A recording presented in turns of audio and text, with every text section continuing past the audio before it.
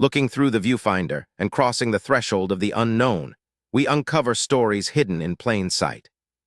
Experience the profound moments of discovery that altered the course of human history.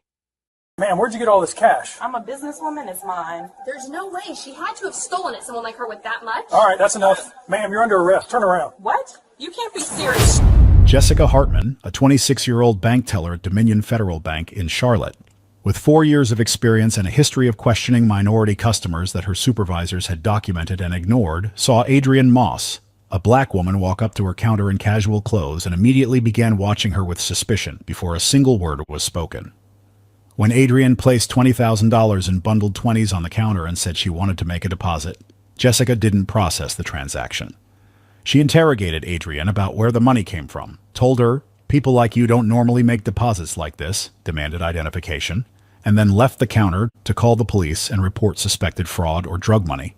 And when Officer Dennis Cole arrived, he treated Adrienne like a criminal, shouted at her, threatened arrest, ignored her explanations, and when she finally identified herself as the CEO of the bank, both Jessica and Cole dismissed it as a lie, and Cole handcuffed her in the middle of the lobby. What neither of them knew, what they were about to learn in the most humiliating way possible, was that Adrienne Moss wasn't lying, and that their racist assumptions had just destroyed both of their careers and will cost the city over $1 million. Before we go further, what city or country are you watching from? Drop it in the comments. We love seeing where you're tuning in from. And if you believe no one should be treated like a criminal for making a lawful bank deposit just because of their race, like this video and subscribe. Adrienne Moss had been awake since 5 a.m. She flew into Charlotte from New York that morning for a quarterly business review at the regional office. The kind of routine visit she made 4 times a year to check in on branch performance, meet with district managers, and review expansion plans. Her assistant Maya had packed the day with back-to-back meetings starting at 11 a.m., but Adrienne had one personal errand she wanted to handle first. She had $20,000 in cash sitting in her leather bag.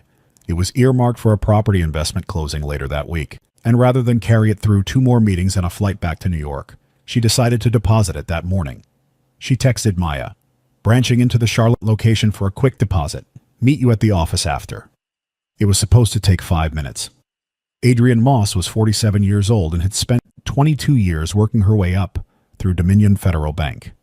She started as a branch manager in Brooklyn, moved to regional director in Philadelphia, then executive vice president in Boston, and 6 years ago she was named general CEO of the entire institution. She oversaw 340 branches across 12 states. The Charlotte branch she was about to walk into, she had personally approved its construction budget 3 years earlier. But that morning, she wasn't dressed like a CEO. She was dressed like a woman who had a 6 a.m. flight and valued comfort over performance when she wasn't on stage. Dark jeans, black blazer, white sneakers, leather bag over her shoulder, reading glasses tucked into her pocket. No jewelry except the watch her father gave her when she made VP. She walked into the Dominion Federal Bank branch on West Trade Street at 9:47 a.m., joined the line behind 4 other customers, and waited her turn like everyone else. The lobby was busy. Morning rush. People depositing checks, withdrawing cash, opening accounts. The tellers behind the counter moved through transactions with practiced efficiency. Adrienne watched them work and made mental notes. Customer wait time looked reasonable. Signage could be clearer. One of the deposit slip dispensers was empty. When her turn came, she stepped up to the counter where a young woman sat behind the glass partition. Blonde hair pulled into a tight ponytail, sharp features, name tag that read Jessica Hartman. She had been working at this branch for 4 years, and in those 4 years she had developed very specific ideas about what kind of customers made large deposits and what kind of customers were up to something they shouldn't be. Her supervisors had documented complaints from minority customers. 4 over the years, all claiming Jessica had treated them differently, questioned them more aggressively, made assumptions based on appearance. The complaints had been filed, noted, and ignored. Jessica looked up as Adrienne approached, and the moment she registered who was standing in front of her, a black woman in jeans and sneakers. Something in her expression changed. Her eyes moved from Adrienne's face to her clothes to the worn leather bag over her shoulder, and the professional courtesy that had been there a second ago cooled into something else entirely. "Good morning," Adrienne said with a smile. "I'd like to make a deposit." Jessica's response was flat. "Account card?" Adrienne placed it on the counter. Jessica picked it up, glanced at it without really reading it, and set it aside. "What are you depositing today?" Adrian opened her bag and pulled out a bundle of cash. $20,000 in bundled 20s, neatly wrapped and counted. She placed it on the counter between them. Jessica stared at the money. Her eyes lingered on it for a long moment before moving back to Adrian's face. "That's a lot of cash." "It is," Adrian said evenly. "Where did you get it?" The question landed wrong. Adrian had made hundreds of deposits over the years in dozens of branches across the country, and no teller had ever opened with that. She kept her tone calm. "I'm depositing it into my account. That's all you need to process the transaction." Jessica leaned back in her chair, arms crossing over her chest. "People like you don't normally make deposits like this. Not dressed like that." There it was. Adrian felt the words settle in the air between them, and she understood immediately what Jessica meant by people like you. She had heard variations of it her entire life. In boardrooms, in interviews, in spaces where people looked at her and decided she didn't belong before she opened her mouth. But she stayed calm. "I'd like to make my deposit. Can you process it, please?"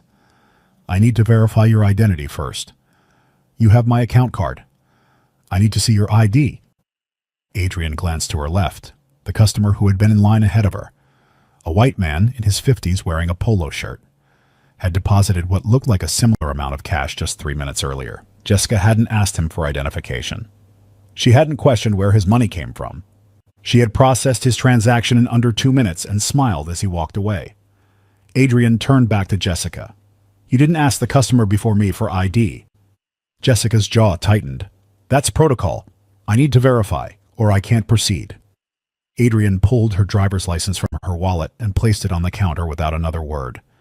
Jessica picked it up and examined it closely. Her eyes narrowed as she read the name, Adrian Moss. She didn't recognize it. She didn't recognize the face, and Jessica Hartman had worked at this branch for 4 years. Long enough, in her mind, to know every high-value customer who walked through that door. Long enough to believe she could tell the difference between someone who belonged and someone who didn't. She looked at Adrian again. Casual clothes, $20,000 in cash, a name she didn't know. Jessica made a decision. "I need to verify this further before I can proceed. Give me a moment." She stood up, taking Adrian's ID and account card with her, and walked away from the counter toward the back office. Adrian stood at the counter and waited. The bundle of cash still sat between them, untouched. 1 minute passed, then 2, then 5. Other customers in line glanced over, sensing something was off. The teller at the next station looked uncomfortable but kept her head down and said nothing. At the 7-minute mark, Adrian pulled out her phone and checked the time. 9:54 a.m. She had a meeting at 11. This was taking longer than it should. In the back office, Jessica Hartman was on her phone, speaking in a low, urgent voice to a 911 dispatcher. "There's a black woman at Dominion Federal Bank on West Trade trying to deposit what I believe is stolen or drug money. She has $20,000 in cash and her story doesn't add up. You need to send someone now." She gave the address, hung up, and stayed in the back office. Adrian stood at the counter for another 3 minutes. Then she saw the police cruiser pull up outside. Officer Dennis Cole stepped out of the vehicle, adjusted his belt, and walked through the front door with the posture of a man who had already decided what kind of situation he was walking into. He was in his mid-30s, 9 years on the force, and he had responded to calls like this before. Calls about suspicious activity, about people who didn't look like they belonged, about cash that didn't add up. He scanned the lobby, and his eyes landed on Adrian, the only black woman standing at the counter. He walked directly toward her. Jessica emerged from the back office at the same moment. When she saw Cole, she pointed at Adrian and said loudly enough for the entire lobby to hear, "That's her, the one trying to deposit illegal money." Every customer in the building turned to look. Adrian stood perfectly still. She didn't move. She didn't speak. She just looked at Jessica, then at Officer Cole, and understood with perfect clarity that this was about to get much worse before it got better. Cole stopped directly in front of her, hands resting on his belt. "Ma'am, where did you get this cash?" Adrian opened her mouth to answer. Cole cut her off before she could speak, his voice sharp and loud enough to carry across the lobby. "Think carefully how you answer that question, ma'am. I'm sick of your kind always committing crimes." Adrian stood at the counter with 30 people watching her, and a police officer who had just told her he was sick of her kind, demanding an explanation for cash that belonged to her. She took a breath, kept her voice steady, and said exactly what was true. The money is mine. I work for it. I'm here to deposit it into my account. I don't understand what's going on here. Officer Dennis Cole's expression didn't change. He looked at her the way someone looks at a lie they've heard 100 times before. What's going on here is that people like you don't just walk around with $20,000 in cash unless it's stolen or fraud. You either prove how you got this money right now, or you're getting arrested. Jessica stepped closer to the counter, arms still crossed, nodding in agreement. I know all our customers. I've worked here for 4 years. I know what they look like and how they dress. She gestured at Adrian's jeans and sneakers with open disdain. Someone dressed like her can't possibly be walking around with that much cash unless it's stolen or drug money. Adrian felt the room closing in, but she didn't raise her voice. She looked directly at Cole and said what she had been thinking since the moment he walked through the door. Is this because I'm black? Cole's face hardened immediately. There it is. You people always play the race card the second you get caught. Your kind disgust me. He held out his hand. ID, now. Adrian had already given her driver's license to Jessica, but Jessica was holding it like evidence rather than documentation. Cole snatched it from Jessica's hand and examined it with the same skepticism Jessica had shown. He read the name, Adrian Moss, and it meant nothing to him. He looked at the address, looked at Adrian, and his expression said he had already made up his mind about what kind of person she was. What do you do for work? I'm a businesswoman. Cole let out a short, sarcastic laugh. Yeah, that's right, a businesswoman. He turned to Jessica. Did she say what kind of business? Jessica shook her head. She's been vague about everything since she walked in. Adrian spoke up, her voice firm, but not loud. I haven't been vague about anything. I came here to make a deposit. That's all I've tried to do. Cole ignored her completely. He pulled out his radio and spoke into it while staring directly at Adrian. Running an ID check. Stand by. Then he looked back at her, his hand resting on his belt near his cuffs. Don't move from that spot. You understand me? Adrian nodded once, and in that moment. While Cole was waiting for the ID check to come back, while Jessica stood behind the counter looking satisfied, while every customer in the lobby watched this scene unfold, Adrian pulled her phone out of her pocket and typed quickly. Being detained at Charlotte branch. Police called on me, accused of depositing illegal money. Come now, full security. She hit send and slipped the phone back into her pocket. Cole's radio crackled. The voice on the other end confirmed what Adrian already knew. ID is clean. No warrants, no priors, nothing. Cole looked at the radio like it had given him the wrong information. He looked back at Adrian, and instead of apologizing or reconsidering, he doubled down.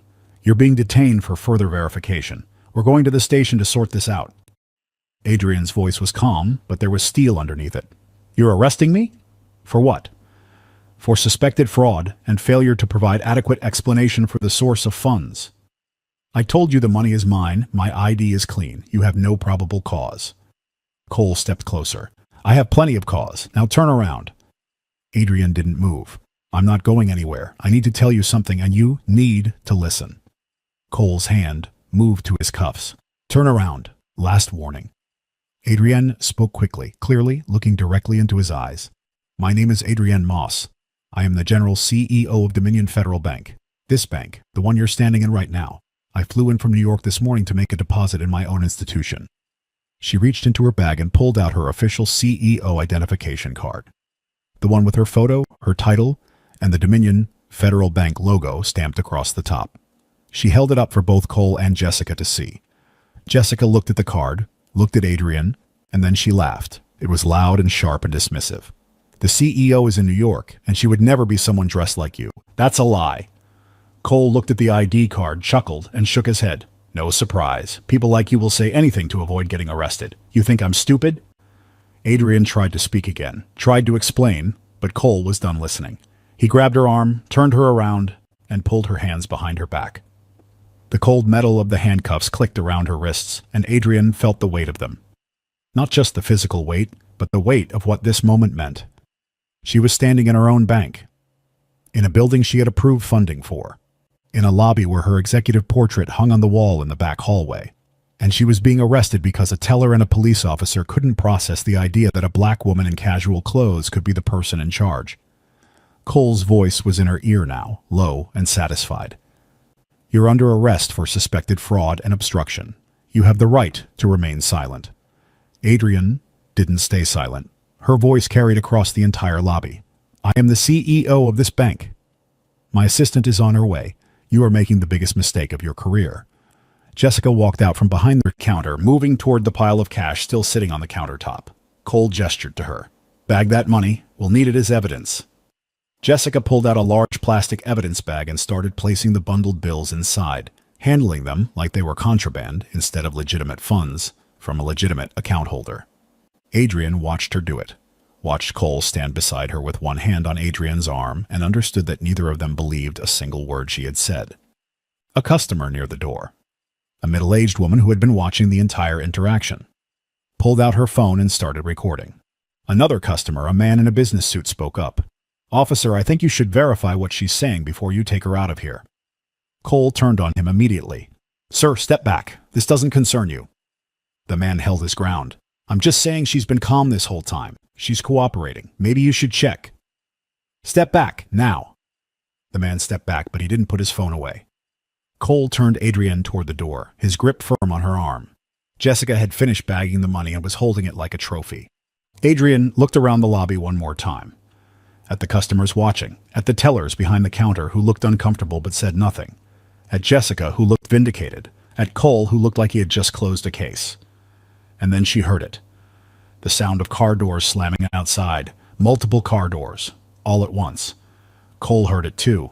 He paused, still holding Adrian's arm, and turned toward the front entrance.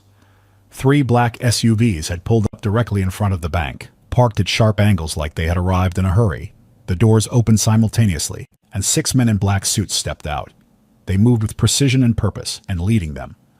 Walking fast, tablet in hand, expression locked in fury, was Maya Chen. She pushed through the front doors of the bank, and her eyes found Adrian immediately, handcuffed, standing beside a police officer, in the middle of the lobby. Maya's voice cut through the entire building like a blade. "Release that woman right now!" Maya Chen didn't wait for a response. She crossed the lobby in 6 strides, her heels clicking against the marble floor like gunshots, and the 6 men in black suits fanned out behind her in a formation that made it very clear they were not there to negotiate. She stopped 3 feet from Officer Dennis Cole, looked at Adrian, standing in handcuffs, and then turned her full attention to Cole with an expression that could have stripped paint off a wall. "Do you know who you just handcuffed?" Cole's grip on Adrian's arm tightened slightly, but his voice stayed steady. He had dealt with angry family members before, angry friends, angry lawyers, and he wasn't about to be intimidated by a woman with a tablet and a security team. "Ma'am, step back. This is an active arrest." Maya didn't step back. She stepped closer. "I asked you a question, officer. Do you know who this woman is?" "She's under arrest for suspected fraud and failure to provide—" "Her name is Adrian Moss." Maya's voice was loud enough now that every person in the lobby could hear every word. "She is the General CEO of Dominion Federal Bank. This bank, the one you are standing in, the one that employs every person behind that counter, the one whose logo is on your uniform because your department banks here." Cole's expression flickered for half a second, but he recovered quickly. "She claimed that. I don't believe her." Maya held up her tablet and turned it toward Cole's face. On the screen was Adrian's executive profile from the Dominion Federal Bank website, her photograph. The same face Cole was looking at right now. Her title, General CEO, Dominion Federal Bank. Her bio, listing 22 years with the company, 6 years as CEO, oversight of 340 branches across 12 states. Cole stared at the screen. His hand was still on Adrian's arm, but his fingers had loosened slightly. Maya turned the tablet towards Jessica, who was still standing behind the counter holding the bag of cash, like she had just solved the crime. "You called the police on her? Your CEO, the woman who runs this entire institution." Jessica's face had gone pale, but her mouth opened anyway, words tumbling out in a defensive rush. "I didn't know. She didn't say.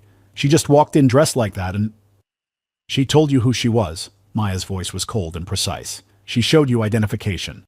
She explained she was making a deposit, and you decided she was a criminal because of how she was dressed and the color of her skin." Jessica tried again. "I was just being thorough. I've worked here for 4 years and I know our customers." "You know your customers." Maya turned to one of the security personnel behind her and nodded. He stepped forward, pulled a folder from his briefcase, and handed it to Maya. She opened it without breaking eye contact with Jessica. "Let me tell you what I know about you, Jessica Hartman. You've been employed at this branch for 4 years. In those 4 years, there have been 4 formal complaints filed against you by minority customers. All 4 complaints cited the same behavior: excessive questioning, demands for additional identification, accusations of fraudulent activity. All 4 complaints were documented by your supervisor and dismissed as misunderstandings. Jessica's face went from pale to white. Maya kept reading. 2 months ago, a black man tried to deposit $8,000 in cash. You questioned him for 15 minutes, demanded 3 forms of ID, and suggested he was involved in illegal activity. He filed a complaint. It was dismissed. 3 months before that, a Latina woman tried to cash a check for $12,000. You made her wait 30 minutes while you verified the check, even though it was drawn on an account at this bank. She filed a complaint. It was dismissed. Maya closed the folder and looked at Jessica like she was looking at something that had been rotting in the sun. You have a pattern, Jessica, and today you acted on it one more time. Except today the person you profiled wasn't just another customer. She was your boss. Jessica opened her mouth, but nothing came out. Cole finally spoke, and his voice had lost some of its certainty. She didn't properly identify herself. If she had just said from the beginning... Maya turned on him like a whip. She told you she was the CEO. You laughed in her face. She didn't have proof. She showed you her CEO identification card. You called it a lie. Cole's jaw tightened. He looked down at Adriana's ID card, which was still sitting on the counter where he had tossed it after deciding it was fake. Maya walked over, picked it up, and held it in front of his face. Official, Dominion Federal Bank, CEO credentials. Adrian's name. Adrian's face. The corporate seal embossed in gold. Does this look like a lie to you, Officer Cole? Cole said nothing. Maya gestured to the walls around them. Do you see that hallway behind the teller stations? The one that leads to the executive offices? She pointed. Walk down that hallway right now. 3rd door on the right. There is a portrait of every CEO this bank has ever had. Adrian Moss is the 7th. Her picture is hanging on that wall. It's been there for 6 years. Cole didn't move. One of the customers who had been recording the entire interaction spoke up from near the door. I'll go check. He walked toward the hallway, disappeared for 10 seconds and came back. She's right. There's a whole wall of portraits back there. Adrian Moss, General CEO. Her picture's hanging right next to the founder. The lobby was completely silent. Maya turned back to Cole. Uncuff her, right now. Cole hesitated. His hand was still on Adrian's arm, and the handcuffs were still locked around her wrists, and he was standing in the middle of a situation that had just flipped completely upside down. He looked at Jessica.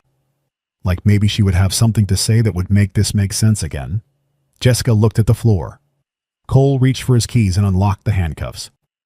Adrian brought her hands forward and rubbed her wrists where the metal had been. She didn't say anything yet. She just stood there, breathing slowly, while Cole stepped back and tried to figure out what to do with his hands.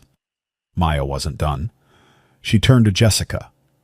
You called 911 and reported suspected fraud. You told the dispatcher that a black woman was trying to deposit stolen or drug money. You made that call without verifying a single fact. You made that call because you saw a black woman with cash and decided she was a criminal. Jessica's voice came out small and shaking. I was just trying to protect the bank. You were trying to protect the bank. Maya repeated the words slowly, like she was tasting them, from its own CEO. Jessica had no answer for that. Adrian finally spoke. Her voice was quiet, but it carried across the entire lobby, and every person in that building heard every word. I walked into my own bank this morning to make a simple deposit. I waited in line like every other customer. I reached the counter and I was treated like a suspect from the first second. Not because I did anything wrong, not because my money was suspicious, not because I couldn't provide identification, but because you saw a black woman in casual clothes and decided I didn't belong here. She looked at Jessica. You questioned me. You demanded my ID. You left me standing at that counter for 10 minutes while you called the police and reported me for a crime I didn't commit. And when I told you who I was, you laughed. Then she looked at Cole. You walked in here already convinced I was guilty. You shouted at me. You threatened me. You told me you were sick of my kind. You ran my ID and it came back clean, and you still decided to arrest me. And when I told you I was the CEO of this bank, you called me a liar and put me in handcuffs. She held up her wrists, where the red marks from the cuffs were still visible. I have spent 22 years building a career in this industry. I have worked in branches like this one. I have processed deposits like the one I tried to make today. I have dealt with customers, with employees, with regulators, with boards, with investors. I have done everything right, And today I was arrested in my own building because two people looked at me and saw a criminal instead of a CEO. The silence in the lobby was absolute. Adrian turned to Jessica. You're fired, effective immediately. Security will escort you out. Jessica's eyes went wide. Wait, please, I didn't mean...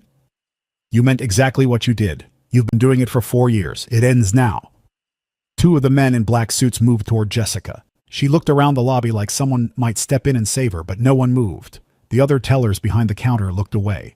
The branch manager, who had finally emerged from his office during the commotion, said nothing. Jessica was walked out of the building with her hands shaking and her face streaked with tears. Adrian turned to Cole. You'll be hearing from my attorney. I'm filing a federal civil rights lawsuit, and I will be pressing for your termination and for a full investigation into your conduct. Cole tried to speak. Ma'am, I was responding to a call. I didn't know. You didn't listen. There's a difference. Maya stepped forward and handed Adrienne her bag, her ID, and her CEO card. Adrienne took them, slung the bag over her shoulder, and looked around the lobby one last time. At the customers who had watched the whole thing. At the tellers who had stayed silent. At the counter where her $20,000 were still sitting in an evidence bag. She walked over, picked up the bag, opened it, and pulled the cash back out. She placed it on the counter in front of the branch manager, who looked like he wanted to disappear into the floor. Process the deposit. He nodded quickly, hands fumbling with the bills. Adrienne turned and walked toward the door.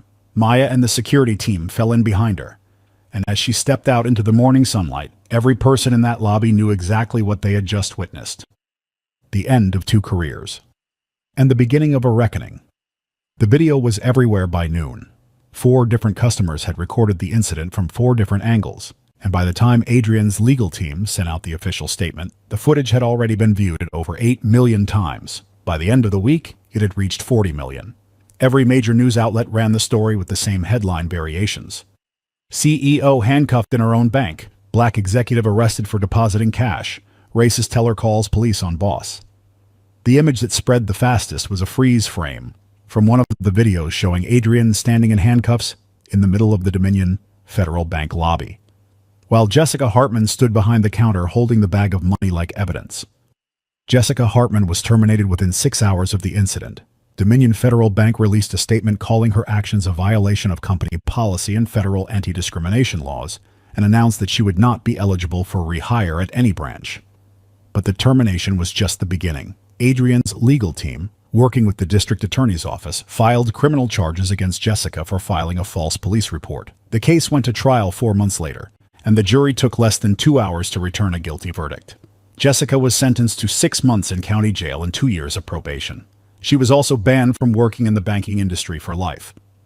At 26 years old, with a criminal record and her name permanently attached to one of the most widely shared videos of racial profiling in the country, Jessica Hartman's career was over before it had really begun. Officer Dennis Cole's consequences came just as swiftly.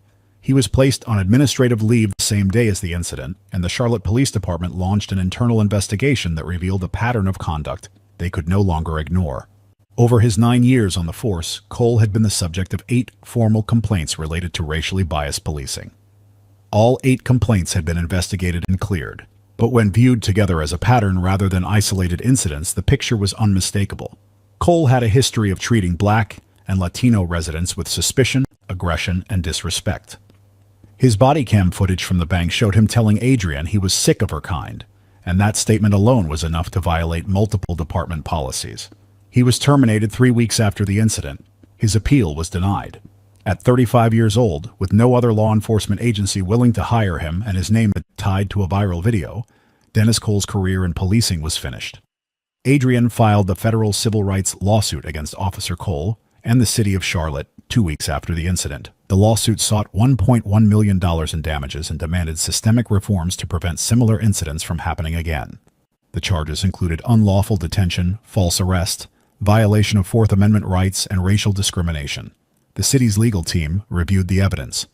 Multiple videos, witness statements, body cam footage, Cole's history of complaints, and Jessica's documented pattern of discriminatory behavior, and made the decision to settle rather than go to trial. They knew no jury would side with them. The settlement was finalized for the full $1.1 million within 4 months, and it came with a list of mandatory reforms that Adrienne had demanded. The Charlotte Police Department implemented new training protocols on implicit bias, created an independent review board for discrimination complaints, and established a requirement that all officers must verify claims before making arrests in cases involving suspected fraud or financial crimes. Dominion Federal Bank didn't escape scrutiny either. Adrienne used the incident as a catalyst for company-wide reform. She mandated bias training for all employees at every branch, implemented a new system for handling customer complaints that included third-party oversight, and established quarterly audits of customer interactions broken down by race to identify patterns of discriminatory behavior before they escalated. 3 other employees with complaint histories similar to Jessica's were quietly let go. The bank also issued a public apology and committed $5 million to a fund supporting victims of financial discrimination. 5 years later, Adrienne Moss is still the general CEO of Dominion Federal Bank. She speaks regularly at conferences about implicit bias in the financial industry and has become one of the most vocal advocates for racial equity in banking. Jessica Hartman is working in retail for minimum wage, her criminal record and viral infamy making it nearly impossible to find stable employment. Officer Dennis Cole has not worked in law enforcement since his termination and has largely disappeared from public view. The Charlotte branch of Dominion Federal Bank now has a large portrait of Adrienne Moss hanging in the main lobby where every customer and employee can see it. Beneath the portrait is a plaque that reads, "Leadership is earned through service, and respect is owed to every person who walks through our doors." The lesson was expensive, public, and permanent. A black woman should never have to prove she belongs in a space she built. Assumptions based on race cost careers, cost freedom, and cost over $1 million. And sometimes the only way a system learns is when the cost becomes too high to ignore. If you believe a CEO should be able to make a deposit in her own bank without being treated like a criminal, share this story. Drop in the comments what changes you think every bank should make to prevent racial profiling. And if this story reminded you that dignity doesn't depend on a title, it depends on humanity. Subscribe, because we're going to keep telling these stories until assumptions stop destroying lives. Asterisk. Archives do significantly more than just preserve the past. They softly whisper the intricate stories of our world. Each story is a necessary fragment of a larger truth. Thank you for choosing to seek that truth alongside our dedicated team.